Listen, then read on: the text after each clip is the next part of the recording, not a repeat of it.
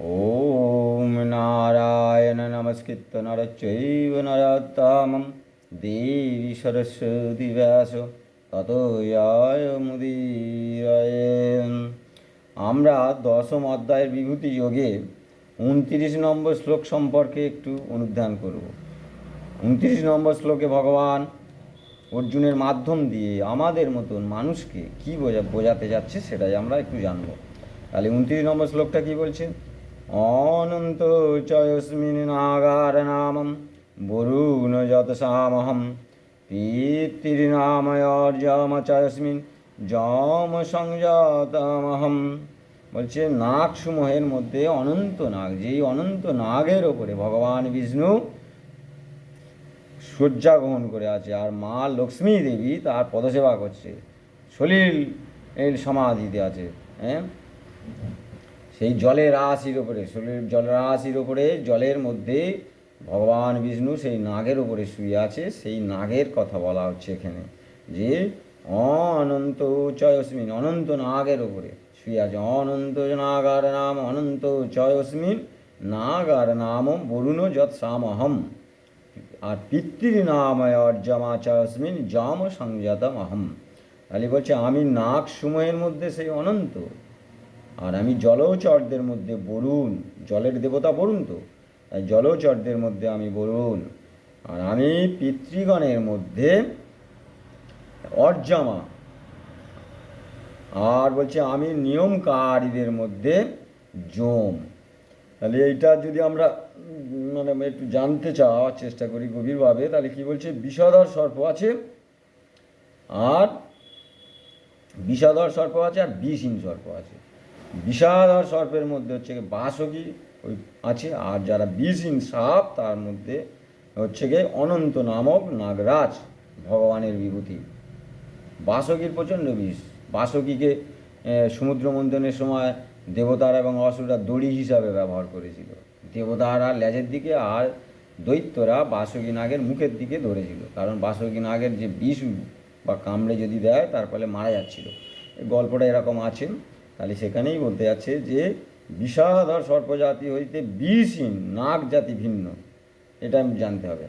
নাগ জাতি ভিন্ন, শেষ বা অনন্ত যে নামক যে নাগ আছে সেটাই ভগবানের বিভূতি, সেটাই ভগবান, ওখানে প্রকাশ বেশি, মানে ভগবানের শক্তি।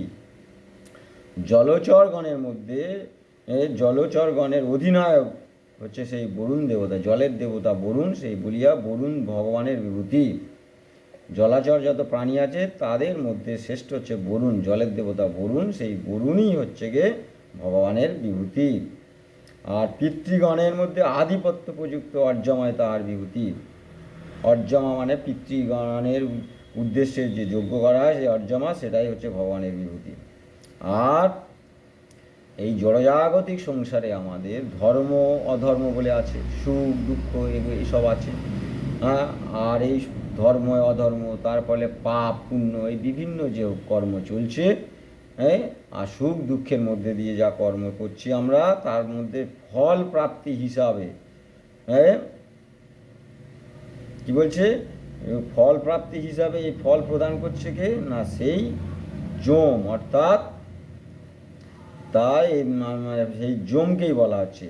হ্যাঁ, আমরা সাধারণত জানি শনি দেবতায় ফল প্রদান করে না, জমি, সেটাকে যমকেই বলা হচ্ছে এখানে। তাহলে তাহলে ফল প্রাপ্তির বিষয়ে অনুগ্রহ এবং নিগ্রহ রূপ সংযমকারী যত সমর্থ পুরুষ আছে তাদের মধ্যে সেই যমই হচ্ছে গিয়ে তার বিভূতি। ভগবান যদি এখানে বলা হয় শনিদেব, শনিদেবও ভগবানের বিভূতি, কর্মের ফল প্রদান করছে। যে যা কর্ম করছে সেই হিসাবে তার ফল প্রদান করছে। কিন্তু সব কিছু কর্মের ফল এখন বর্তমানে প্রদান করবেই কে? কার কিছু? সব কিছু জগতে যাই কর্ম করে না, সবচেয়ে বড় কর্মফল প্রদান করে সেই যমরাজ, সেটাই হচ্ছে কি মৃত্যু। তাই এখানে বলছে যে অনন্ত চয় অস্মিন নাগার নাম, নাগেদের মধ্যে হচ্ছে গে সেই নাগেদের মধ্যে হচ্ছে অনন্ত নাগ। আর তার আগে শ্লোকে বলছে যে সর্পর নাম হয় অস্মিন বাসকি, সাপেদের মধ্যে, সর্প সময়ের মধ্যে বাসকি বলছে। আর এটা বলছে অনন্ত চয় অস্মিন নাগার নাম, এই অনন্ত নাগ যেটা বলা আছে সেইটাই হচ্ছে গিয়ে ভগবানের বিভূতি নাগেদের মধ্যে। আর বরুণ যৎ সামহম, আর এই জলচর প্রাণীসমূহের মধ্যে শ্রেষ্ঠত্বর দিক দিয়ে জলের দেবতা যে বরুণ তাকেই বলা হচ্ছে, সেটাই ভগবানের বিভূতি। পিতৃনাময় অর্যমাচায়স্মিন, যাগ যজ্ঞ আদির মধ্যে বিভিন্ন রকম যে পিতৃগণের মধ্যে যেটা আছে কি অর্যমা, যে যজ্ঞ করা হয় সেই তার মধ্যেই হচ্ছে গিয়ে সেটাই পিতৃর নাময় অর্যমাচায়স্মিন, সেই অর্যমা যজ্ঞই আমি। আর যম সংযতম অহম, যম হচ্ছে গিয়ে এই সংযমকারী যত সমর্থ আছে, তাই তত্ত্ববেত্তাদের মধ্যে যমই হচ্ছে তাদের অনুভূতি মানে বিভূতির প্রকাশ যম। তাই এই শ্লোকে কি বলছে যে আমি বলছে অনন্তচয় অস্মিন নাগার নামম বরুণ যৎ সামহম, আর পিতৃনাময় অর্যমাচয় অস্মিন যম সংযতমহম, আমি নাগ সময়ের মধ্যে সেই অনন্ত নাগ, আমি জলচরগণের মধ্যে আমি সেই বরুণ, আমি পিতৃগণের মধ্যে অর্যমা, আমি নিয়ম কারিগণের মধ্যে যম, নিয়ম কারিগণের মধ্যে যম, আমি সেই যম, এটাই বলতে যাচ্ছে এই শ্লোকে। আর 29 নম্বর শ্লোকে এটাই মূল বিষয়বস্তু বলছে।